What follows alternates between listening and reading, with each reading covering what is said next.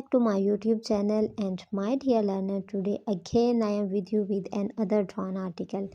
आपको पता है कि न्यूज़पेपर की रीडिंग वो तमाम स्टूडेंट्स जो अपना कम्पिटिटिव एग्ज़ाम देना चाहते हैं, जो इंग्लिश सीखना चाहते हैं, उनके लिए बहुत ज़रूरी है क्योंकि न्यूज़पेपर की रीडिंग में बहुत से एडवांस स्ट्रक्चर और वोकैब समझ आती है कि कौन कौन से एडवांस स्ट्रक्चर और वोकैब हम किस तरह यूज़ कर सकते हैं, बल्कि हमें हमारी राइटिंग और जो डिफरेंट स्टाइल होता है सेंटेंस लिखने का, उससे भी हमारी जो इंग्लिश है बहुत पॉलिश हो जाती है। इस वजह से मैं ये कहती हूँ कि जितने भी लोग हैं जो इंग्लिश सीखना चाहते हैं, वो अगर एक स्टेज ये पार कर चुके हैं अपने सीखने के सेंटेंसेस, कंडीशनल सेंटेंसेस, पैसिव सब सीख चुके हैं, उसके बाद उनको न्यूज़पेपर रीडिंग ज़रूर करना चाहिए।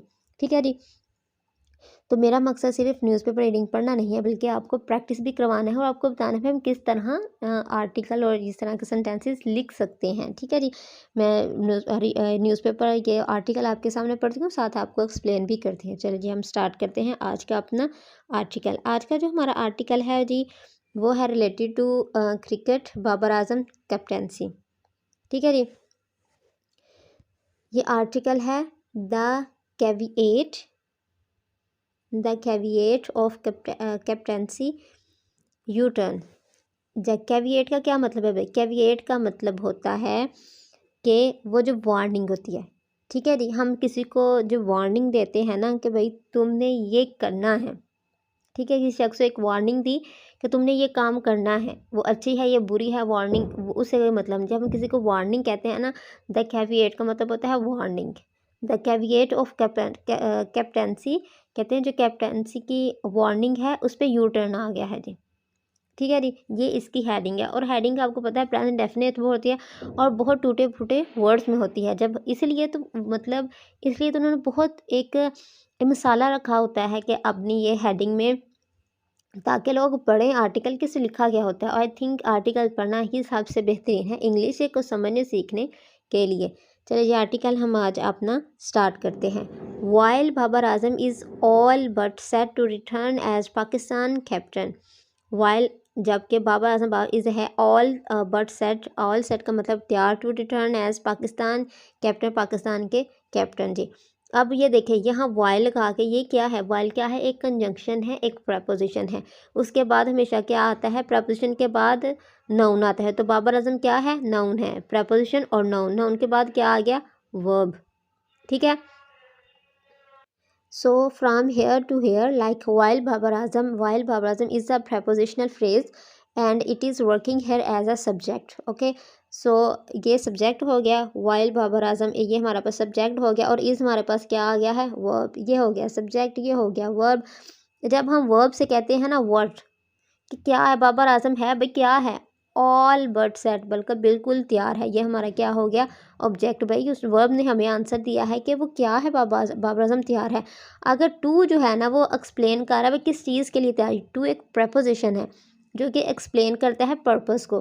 तो हमारा यहाँ पर्पस बताएगा टू कि बाबर आजम किस चीज़ के लिए तैयार है। To return as Pakistan captain, Pakistan के कैप्टन के तौर पर वापस आने के लिए। ठीक है जी। आई होप कि आपको okay, so I think you have fully gotten all the thing that has been explained in this sentence. Okay, so now we read and next sentence, his reappointment। his क्या है? ये इसको explain कर रहा है बाबर आजम को। ठीक है, ये प्रॉपर ये है प्रोनाउन है। ठीक है जी, प्रोनाउन है, नाउन की जगह इस्तेमाल हो रहा है इस प्रोनाउन। एंड रीअपॉइंटमेंट, दोबारा अपॉइंटमेंट में हर्ट कहते हैं, में हो सकता है हर्ट करे द नेशनल साइड की ड्रेसिंग रूम को। उसमें क्या थी? बाबर आजम का जो दोबारा रीअपॉइंटमेंट कर रहे हैं उसकी एज अ कैप्टन हो सकता है ये पाकिस्तान के ड्रेसिंग रूम को हर्ट करे। क्यों हर्ट करे जी? अब ये देखें यहाँ से, ये आर्टिकल यहाँ जितना तक मैंने पढ़ लिया, अब यहाँ शुरू होते हैं। ही स्टेप्ड डाउन। अब रीज़न बता रहे हैं, बाबर आजम की हिस्ट्री बता रहे हैं कि इनके साथ हुआ क्या था। वो कह रहे हैं ही स्टेप्ड डाउन, मतलब वो स्टेप डाउन एक स्टेप नीचे आ गए, उन्होंने छोड़ दिया। स्टेप डाउन का मतलब एक चीज़ को छोड़ दिया। फ्रॉम दी पोस्ट, उनके पास जो पोस्ट थी वो पोस्ट क्या थी? कैप्टनसी की। ठीक है जी। As a captain of Pakistan after Pakistan dismal show in the world cup. Okay जी, पाकिस्तान के dismal show in the world cup. अब डिसमल का मतलब होता है वो चीज़ जो बहुत बुरा असर पहुँचे, जिस चीज़ से हमें ना मत दुख हो। तो ये क्या है, डिसमल शो बुरा शो, जो पाकिस्तान का डिसमल शो था, बुरा शो था इन दी वर्ल्ड कप में। ठीक है जी। ही स्टेप डाउन, वो उन्हें छोड़ दिया फ्राम दी पोस्ट से after Pakistan dismal show. Pakistan का डिसमल शो का मतलब डिसमिस वाला शो नहीं है। डिसमल शो का मतलब होता है ऐसी चीज़ जिससे हमें दिली दुख हो, बल्कि वो अनहैप्पी अनप्लेजेंट हो हमारे लिए। पाकिस्तान डिसमल शो, उसको उसने एक्सप्लेन किया है। डिसमल का मतलब होता है ऐसी चीज़ जो ना गवार लगे, अच्छी ना लगे। इन दी वर्ल्ड कप में। अब मैं आपको बताती हूँ कि डिसमल को किस तरह हम लोग अपने सेंटेंसेस में यूज़ कर सकें। ये देखें, the barren landscape look dismal in winter. कहते हैं कि जो बैरन लैंडस्केप है ना, मतलब जो ज़मीन जिसके ऊपर कोई पौधे शौधे नहीं होते, कहते हैं वो लुक्स डिसमल, वो बहुत बुरी लगती है इन विंटर में। ठीक है जी। आगे देखें, it was a dismal failure. It was a dismal failure, ये एक बहुत ही बुरी फेल थी। जो उसकी जो फेल थी ना, वो बहुत ही एक वो फेल हुआ, दूसरा फेल ही बड़ी बुरी थी। अगर कोई मैच हो रहा है तो हम कह रहे हैं भाई एक टीम का 0 था और एक का 5 गोल थे, कि मतलब वो 0 हारने वाला बहुत ही बुरी। ठीक है, डिसमल का मतलब होता है बहुत ही बुरी, अनप्लेजेंट, जिसको देख के हमें खुशी ना हो। आगे देखें, थर्ड वन एग्जाम्पल है, main part of hospital is pretty dismal. कहते जो मेन पार्ट था हॉस्पिटल के, इज़ प्रीटी, वो थोड़ा बहुत ना मतलब बुरा था, वो अच्छा नहीं था लग रहा देखने में। But the children ward is really lively, लेकिन जो चिल्ड्रन जो वार्ड था ना, वो बहुत ही अच्छा उन्होंने बनाया हुआ था। ठीक है, अब बस चल गया कि डिसमल को हम किस तरह अपने सेंटेंसेस में यूज़ करते हैं, डिसमल का मीनिंग क्या है। ठीक है जी। इस तरह मैं आपको प्रैक्टिस करवाती हूँ, ताकि जब आप सुने कि ये एक न्यू वर्ड है तो 2-3 एग्जांपल से आपको मैं बता देती हूँ, तो आपके वो जहन में रह जाता है कि किस तरह हम इसको अपने सेंटेंसेस में, अपने स्पोकन में यूज़ कर सकते हैं। चलिए जी, अब हम दोबारा से अपने आर्टिकल की तरफ जाते हैं। अब आपको समझ आ जाए है डिसमल का मीनिंग क्या है। आगे देखिए, हिज रिप्लेसमेंट, उसकी जो रिप्लेसमेंट हो रही है वो किसके साथ हो रही है। His replacement Shaheen Shah Afridi and Shan Masood.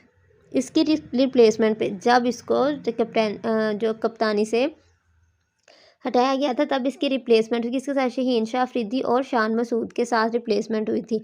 वो क्या हुआ था, वर रिपोर्टेडली, हाँ उसकी रिप्लेसमेंट हुई थी। अब भी इन दोनों के साथ ही बाबर आजम की रिप्लेसमेंट हो रही है। अब कह रहे हैं हिज रिप्लेसमेंट, उसकी जो रिप्लेसमेंट है शहीन शाह अफरीदी के साथ हो रही है, शान मसूद के साथ हो रही है।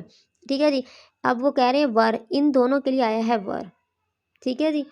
हिज रिप्लेसमेंट वर, अब ये जो रिप्लेसमेंट हो रही है ये है सब्जेक्ट और ये है इसका वर्ब। ये जो है ना शहीन शाह अफरीदी शान मसूद, ये उन्होंने एक्स्ट्रा इंफॉर्मेशन दे रही है। हिज रिप्लेसमेंट, उसकी replacement were reportedly kept in Dar.